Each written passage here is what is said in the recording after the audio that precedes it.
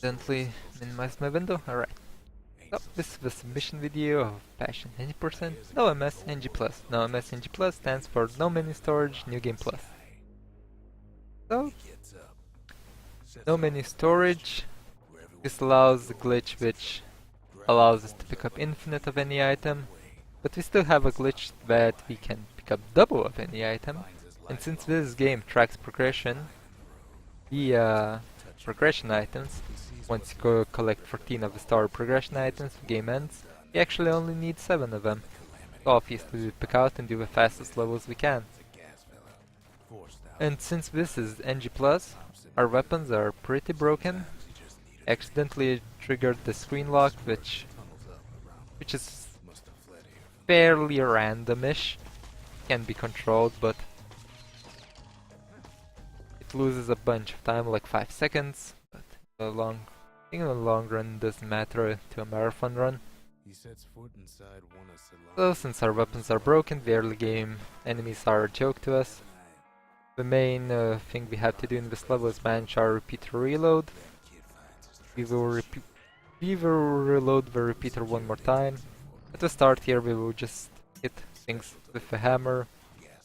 One interesting thing I'm doing here is I'm letting one of the boxes live, because once the enemy transforms from a box to an enemy, the enemy counter drops from 1 to 0 and back to 1. But once it's at 0 it initiates the next wave. So it's actually faster to just leave that box and spawn an enemy so it temporarily hits 0. Here I just shoot the enemies because they are weak and we have broken weapons. Speaking of broken weapons, we're going to get even more broken weapons real soon. I can quickly talk about the movement tech. The reason we use the mouse movement is because the mouse walking speed gets added to our dodge roll for some reason, but it makes us move faster. So mouse movement is basically a must speedrun in this game. I equipped Champagne, 25% damage in exchange for losing one of our 2 lives. I equipped the Brusher Spike,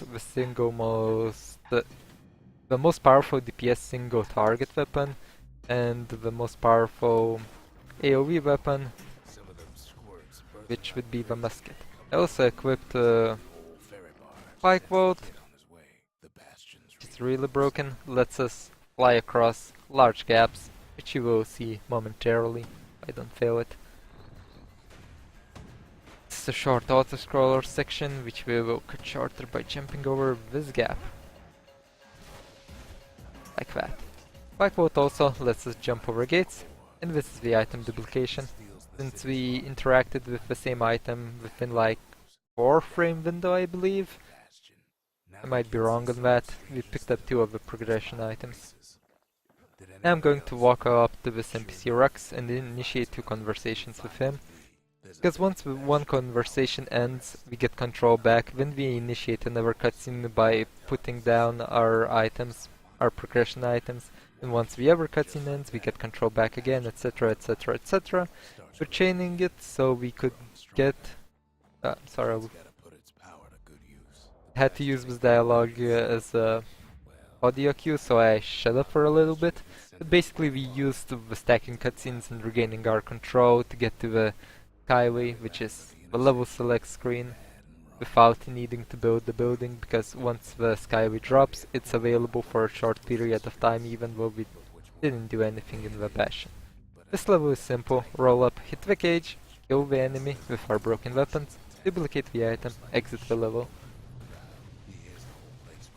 Now you will see another cutscene stacking, this time in the form of pipe glitch, even though we're going to do it with the history books, but pipe glitch is the first thing that happened, so it has the name.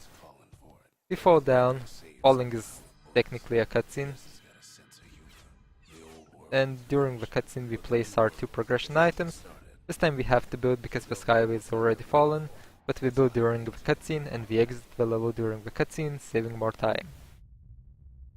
Next level, Hanging Gardens, probably holds the single hardest trick in the game. A very big pipe vault. We're going to jump across a big gap basically. But it is pretty precise. We're going into this area, hitting these rocks, Jumping across this gap, failing it, trying, picking it up again, actually jumping over this time. Kill the enemies, and we want to pike vault around here, breaking these statues, picking up the story progression item and ending the level. As I said, this jump is really hard. Now, we have 6 out of 14 necessary items, finish the game, and we're here to watch a cutscene. What else can I say? I mentioned the movement options, yes. So, I'll need to build again, to exit the level once, but this time I'm just going to put in the course normally, without any glitch, so it's going to take a bit more time. This is probably the longest Bastion segment in the run. But what can you do? You cannot glitch every single cutscene to stack. The buildings I'm building literally don't matter, I just build whatever. Next level is Cinderbrick Fort. This is the level you normally get the musket in, but because with NG+, we had access to every weapon from the very start. So we're basically waiting for the gates to open and roll past all of our enemies. Enemies literally don't matter in this game. In new game you would trigger the switch to get the musket, but since we already got it, we just cleared the rubble with our musket, since it's incredibly efficient at doing that. Killed one enemy to open the gate, duplicated the item hopefully, and we're going over here to another jump. This one is pretty easy, you just need to hold an awkward angle which you would normally assume you don't need to, but hey. And gates literally don't matter, you set up in a specific position to just click through that gate and then the level. Wait, sorry for a second.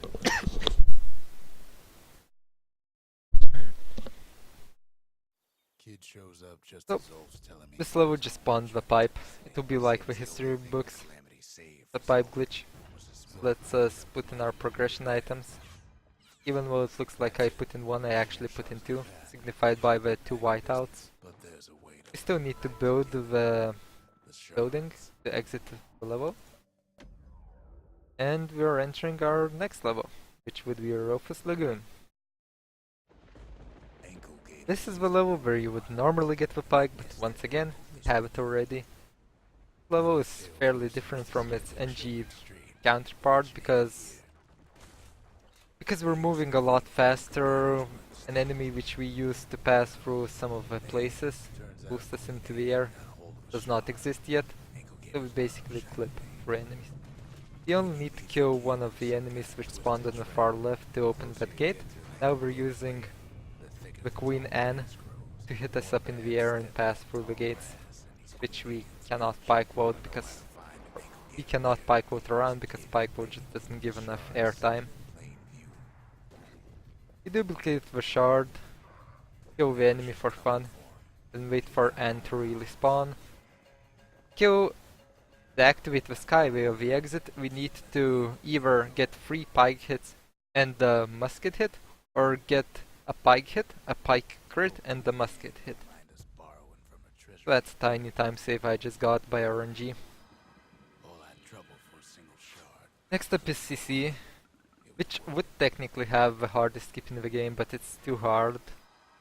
In the category, I'm sorry, but it's too hard for me to do, so I just don't do it. I lose 3 seconds not doing, but alright. Think about Colford Cauldron, or CC as we call it. Is that ground spawns really slowly, and you can easily fall off if you're going too fast. So you need to go fast, but not too fast, to not fall off. Use the pike vault to nudge ourselves between the gate and the rock. We failed this time around. The rock is not being cooperative today, but we got through anyways. Level. As I said, ground is uncooperative and we use our musket to clear things out.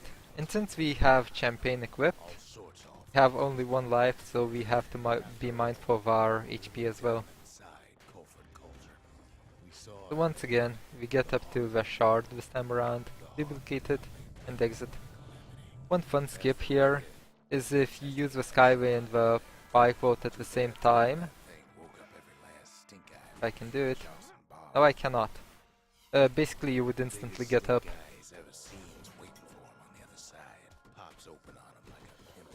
I had to shut up for a little bit because I was in a slight amount of danger and did not want to mess up. And the level is just to get out of here after you pick up a shard as quickly as possible. Next up, Bursting Quarry. The ground is very cooperative, you don't need to worry about it at any point during that level. As I said in the Bastion, what I'm doing really doesn't matter. The buildings don't matter. Just load anything, upgrade anything, and exit as fast as possible. So, Bursting Quarry. This is the level where you can basically roll as fast as you want. Ground will form as fast as you roll, basically. That's always nice. At the start of this level we roll around the logs, and here we try to skirt around the edges of these enemies, because if you touch these enemies you get booped off, damage boosted off the ground, and we use our last Pike Vault over a run to jump over the small gap over there.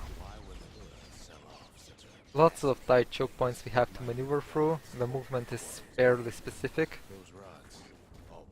To click for everything, and here we stand in front of the enemy, and because our pike has armor penetration, we try to kill it before it jumps.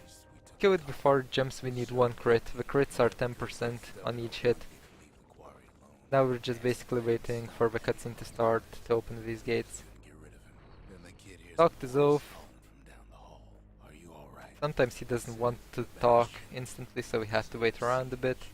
And basically, we're waiting for the shard to allow itself to be picked up. This is the last core duplication. We made it successful. Even if we didn't do successful, there are backup levels, such as Mountains and being the shortest level in the game, left over. We failed the core duplication earlier. There's Melting Pot, a slightly longer level. But there are backups if we fail the item duplication. So in this section, viewer invasion, we want to die. Since if you die and restart the level, exit the main menu and continue, for some reason the game thinks we have beaten the invasion. So we just do just that. And this is why we equip the champagne to reduce our lives from 2 to 1 to make that section quicker. So in this final stretch of the run, I input the last 2 shards and get teleported to the final level, I guess. Is it even a level? It's probably not even worth calling it a level. Final place where we will basically have to talk to 2 NPCs and finish the game. There's something I want you to see. So, I don't remember whether I mentioned this or not, but NG Plus runs have not been run at ESA at all, and haven't been run at other marathons in like forever. I think at least 2 or 3 years. So it's definitely going to be an interesting show off. We can tell you how to work this thing if you got Commentary would probably be slightly better when I'm not talking alone and playing the game. I'll have other people help me. So yeah. It's finished. That's that. Hopefully you enjoyed it. Thank you for watching. And hopefully I'll get accepted, maybe not. So anyways, thank you for watching and bye.